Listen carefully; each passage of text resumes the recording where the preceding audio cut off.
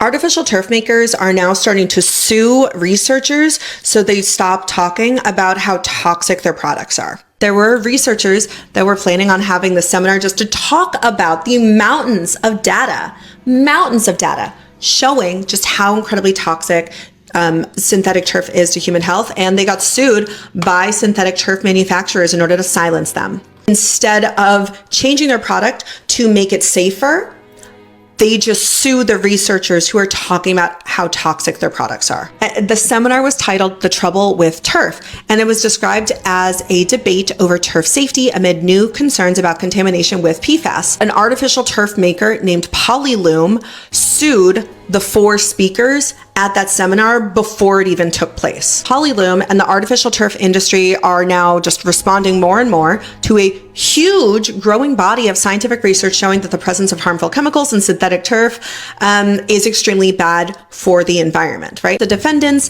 countersued, claiming that Polyloom had filed a meritless lawsuit. They called it a SLAP suit, or a strategic lawsuit against public participation, the term for cases that aims to punish critics by starting costly court fights to silence them. Polyloom sued for the sole purpose of silencing the plaintiffs and to induce them to abstain from speaking publicly about a matter of public concern. I have done a lot of videos on synthetic turf, how it's incredibly bad for you, how it's linked to many different types of cancer, but primarily it shows to be more associated with blood cancers and with brain tumors. There were 6 Phillies baseball players, all of whom played in Veterans Stadium. They all died of the same brain tumor, only within a few years of each other. They were all under the age of 60. One of the people that was sued used to work at the EPA, right? Kyla Bennett.